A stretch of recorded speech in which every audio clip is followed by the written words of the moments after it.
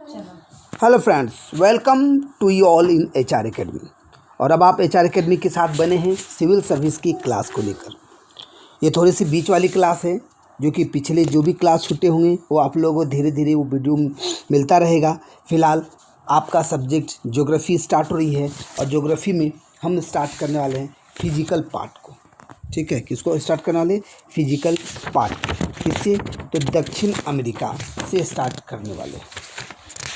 और दक्षिण अमेरिका पे अगर फोकस करेंगे तो पूरी तरीके से चर्चा करेंगे। अब आप बोलेंगे सर दक्षिण अमेरिका से पहले, कोई बात नहीं, वो सारे वीडियो आप लोगों को धीरे धीरे मिलता चला जाएगा।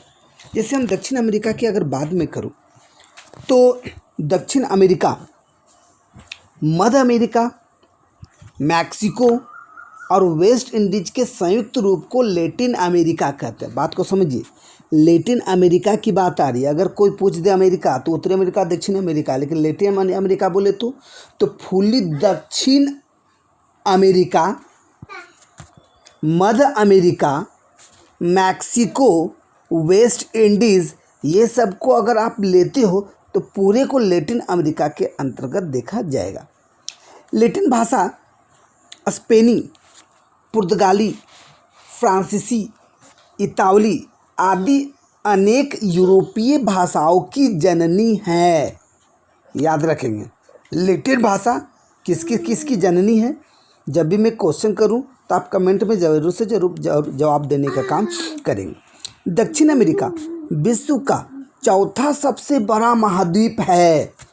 इसका लगभग 2/3 भाग विषुवत के दक्षिण में उष्णकटिबंध में फैला है। तो जाहिर सी बात है, विषुवत रेखा इक्वेटर से नीचे होगा तो उस कटिबंध का इलाका है, तो उस कटिबंध में फैला हुआ है। इसका उत्तरी भाग अधिक चौड़ा है। अगर आप दक्षिण अमेरिका की बात करेंगे, अगर उसका पिक्चर अगर देखेंगे तो उत्तरी भाग ज़्यादा चौड़ा दिखेगा, और जैसा कि पिक्चर में आप लोगों को दिख रहा होगा। किंतु दक्षिण की ओर क्रमशः यह पतला होकर प्रायद्वीप बनाता है। और प्रायद्वीप तो आपने देखा है, जो मैं बोले तो पेनिनसुलर, वैसा इलाका जो 3 ओर जल से और एक ओर थल से घिरा हो, उसे प्रायद्वीप, उसे पेनिनसुलर कहते हैं। इस महाद्वीप के दक्षिण भाग में ध्यान देंगे, दक्षिण अमेरिका के दक्षिण भाग में टेरा डेल फ्यूगो नामक द्वीप है, जो मुख्य भूमि से मैगलन जलसंधि के द्वारा अलग होता है। तो ध्यान दीजिए, दक्षिण भाग में बात हो रही है, दक्षिण भाग में जी हाँ, तो बात हो रही थी टेरा डेल फ्यूगो नामक द्वीप है। तो इसका मतलब टेरा डेल फ्यूगो नामक द्वीप है कहाँ?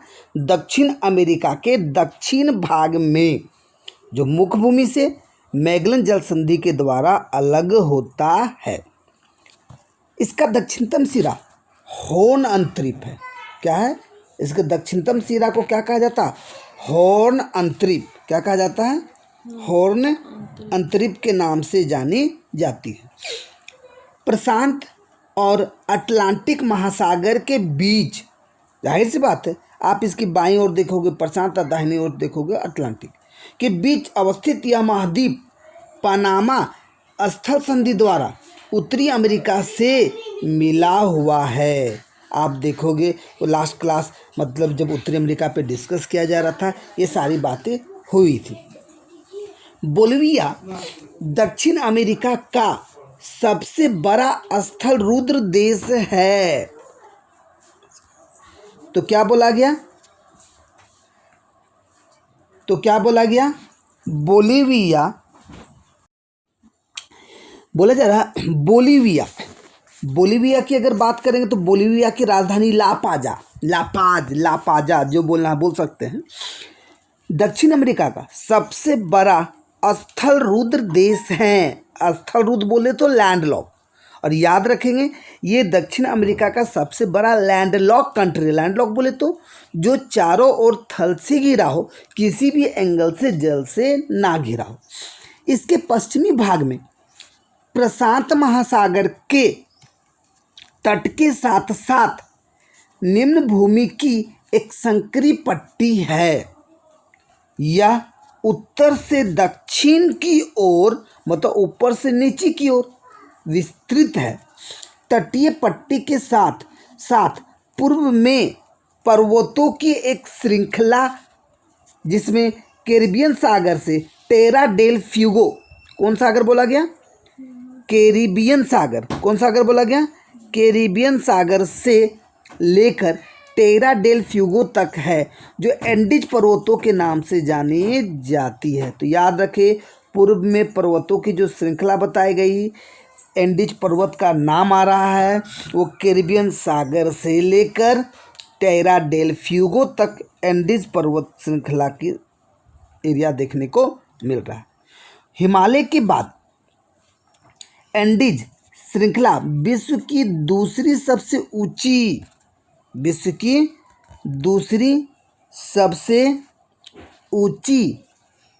और विश्व की सबसे लंबी पर्वतमाला। याद रखेंगे, विश्व की सबसे ऊंची कौन? Mount Everest. दूसरी कौन? एंडीज। तो ऊंची में हुई, लेकिन लंबी में अगर बोला जाए विश्व की सबसे लंबी पर्वतमाला, तो सिर्फ और सिर्फ आंसर होगा एंडीज पर्वतमाला, जो कि अभी आपने देखा कैरिबियन सागर से टेरा डेल फ्यूगो तक विस्तार देखने को मिलती है। अब बोलोगे, अब आप देखोगे इसकी सबसे ऊंचा शिखर कौन है एंडीज पर्वत की? तो आप देखोगे एकांकागुआ। कौन है? एकांकागुआ, और 6,960 मीटर ऊंचाई है। तो जाहिर सी बात है, हमारे हिमालय से ज़्यादा ऊंची है नहीं। तो दूसरी नंबर पे कौन? एंडीज पर्वत देखने को मिलेगा। एंडीज मोरदार पर्वतों की श्रेणी में आता है। इसका मतलब ये मोरदार पर्वत है। इसके मध्य बोलिविया का पठार है। तो आप देखोगे बोलिविया देश भी दिखता है, और बोलिविया के नाम पर उसके आसपास वाले इलाकों में बोलिविया पठार भी देखने को मिलेगा। विश्व की सबसे ऊंची नौकागम झील टीटीकाका। तो सबसे ऊंची नौकागम झील कौन सी देखने को मिली? टीटीकाका, जो पेरी और बोलिविया देश की सीमा पर देखने को मिलती है। तो पेरू आप देखोगे, पेरू, फिर देखोगे बोलिविया, तो इन दोनों के सीमा पर क्या देखने को मिलता? टीटीकाका झील। तो याद रखें दोस्तों, विश्व की सबसे ऊंची नौकागम झील टीटीकाका, याद रखें। अब कहा जा रहा है इक्वाडोर में स्थित कोटोपैक्सी विश्व की सबसे ऊंचा सक्रिय ज्वालामुखी है। क्या बोला गया? क्या बोला गया? फिर से सुनेंगे कि इक्वाडोर में स्थित कोटोपैक्सी विश्व का सबसे ऊंचा सक्रिय ज्वालामुखी है। इक्वाडोर की राजधानी क्विटो विश्व की सर्वाधिक ऊंचाई पर स्थित राजधानी है। तो विश्व की सर्वाधिक ऊंचाई पर स्थित राजधानी कौन? क्विटो। क्विटो किसकी राजधानी? इक्वाडोर की। किसकी राजधानी? इक्वाडोर। इक्वाडोर हमेशा फेमस है, कहीं ना कहीं ज्वालामुखी वाला उद्गम वाली परिस्थिति यहाँ पर देखने को मिलेंगे। ठीक है, और आप मैप में देख सकते हो इक्वाडोर ठीक पेरू से ऊपर देखने को मिलती है। दक्षिण अमेरिका की, क्या बोला जा रहा है? दक्षिण अमेरिका के मध्यवर्ती मैदान का अधिकांश भाग, मध्यवर्ती मैदान का अधिकांश भाग ओरोनिको, अमेजन, ला प्लाटा नदियों की दुर्नियों से बना हुआ है। तो ये तीनों जो हमने बताया नदियां हैं, ओरोनिको, अमेजन, ला प्लाटा, इन नदियों की द्रोणी से देखने को मिलता मध्यवर्ती मैदान का अधिकांश भाग इससे संबंधित है, इसके आसपास फैले हुए हैं। पराना, प्रागवे, उरुग्वे इसकी सहायक नदियों के सम्मिलित तंत्र को ला प्लाटा कहते हैं। अब आप खोजोगे ला प्लाटा तीन और कुछ नदियों के सम्मिलित तंत्र को ला प्लाटा कहते हैं। जैसे पराना आप देखोगे, टिक आपके मैप में भी किए हुए आपको दिखेंगे, पराग्वे, उरुग्वे, तो ये तीनों के समूह को क्या कहा गया? ला प्लाटा। याद रख ले, जहाँ जहाँ ये एरिया दिख रहा उस एरिया के आसपास ज़्यादातर आपको मध्यवर्ती मैदान का अधिकांश भाग दिखेंगे, जो नदियों की श्रेणी के पास देखने को मिलते हैं। मध्यवर्ती मैदान एंडीज पर्वतमाला और पूर्वी उच्च भूमि के मध्य महाद्वीप के आधे भाग में विस्तृत है। इसकी सभी नदियां अटलांटिक महासागर में गिरती है, मतलब दाहिनी ओर अटलांटिक है, उधर गिर जाती है। अमेजन विश्व की सबसे बड़ी, विशाल और दूसरी सबसे लंबी नदी है। तो याद रखिए, विश्व की सबसे विशाल नदी कौन, सबसे चौड़ी नदी कौन होगी? अमेजन नदी। विश्व की सबसे विशाल नदी अमेजन, विश्व की सबसे बड़ी नदी अमेजन, सबसे ज़्यादा पानी ढोने वाला अमेजन नदी। लेकिन अगर लंबी अगर बोले तो वो नील नदी होगी, इसलिए दूसरी लंबी नदी में अमेजन का नाम देखने को मिलता है।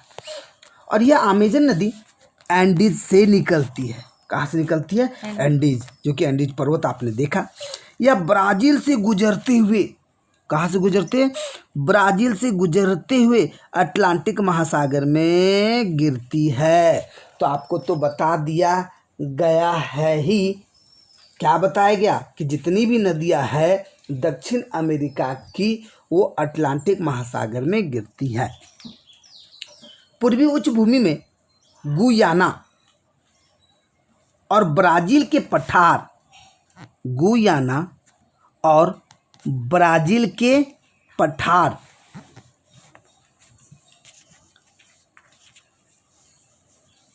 आते हैं पूर्वी उच्च भूमि के अंतर्गत। तो याद रखें, पूर्वी उच्च भूमि के अंतर्गत क्या क्या देखने को मिला? गुयाना और ब्राज़ील के पठार।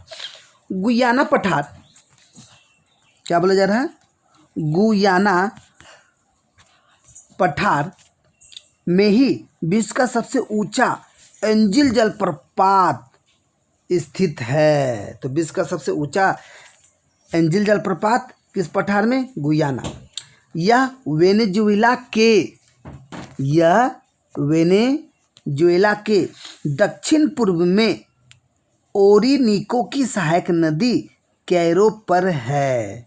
फिर से ध्यान देंगे, बात किसकी की जा रही है? किसकी की जा रही है? गुयाना पठार में विश्व का सबसे ऊंचा एंजिल जलप्रपात स्थित है, और यह वेनेजुएला के दक्षिण पूर्व में ओरिनीको की सहायक नदी कैरो पर है। कौन? एंजिल फॉल की बात की जा रही है। दक्षिण एंडीज के पूर्वी भाग में पेटागोनिया का पठार अवस्थित है। तो एंडीज पर्वत का अगर हम लोग दक्षिण पार्ट में आते हैं, वहाँ आने के बाद पूर्वी भाग पर फोकस करते हैं, तो वहाँ दिखता है पेटागोनिया का पठार। कौन सा पठार दिखता है? पेटागोनिया। इसका मतलब, तो आप पिक्चर पे फोकस करेंगे तो दक्षिण के पूर्वी पार्ट में कौन हो गया? पेटागोनिया का पठार। यह पर्वत पदीय पठार का उदाहरण है। तो ये सारी बातें हमने दक्षिण अमेरिका से रिलेटेड की, लेकिन अब हमारा चर्चा जो होगा वो नेक्स्ट टॉपिक में हम करेंगे, जिस पर स्पेशली हम चर्चा करेंगे दक्षिण अमेरिका में तापमान और वर्षा के आधार पर कई प्रकार की जलवायु पाई जाती है। जैसे देखिएगा यहाँ विषुवतीय जलवायु, सवाना, प्रेयरी, उष्णकटिबंधीय जलवायु, मरुस्थलीय जलवायु, भूमध्य सागरीय जलवायु, शीतोष्ण महासागरीय जलवायु कई देखने को मिलेंगी। तो इस तरह से हम लोग वीडियो बनाएंगे ताकि ज़्यादा बड़ा भी ना हो, एक लिमिट में हो और आप लोगों को पढ़ने में भी आनंद हो। तो अगर चाहते हैं ज़्यादा से ज़्यादा क्लास हो और ज़्यादा से ज़्यादा अच्छा हो, तो मैंने शुरू में कहा 1000 सब्सक्राइबर आप जितना जल्दी करेंगे, और वो आप ही कर सकते हैं, अपने फेसबुक व्हाट्सएप में दम तक शेयर करने का काम करें। अरे कोई चार्ज तो लग नहीं रहा है, लगता कि सब्सक्राइब करने के 500 रुपये अलग से लग रहे हैं, नहीं करेंगे। अरे फ्री ऑफ कॉस्ट है, करना क्या है, अपने फ्रेंड लोगों को भी बताना है, पूरा फ़ायदा उठाना है और सब लोग उच्च पद पाने का काम करेंगे। और HR एकेडमी इस सहयोग में आपके साथ पूरे दिल दिमाग तन मन धन से आपके साथ है। धन्यवाद।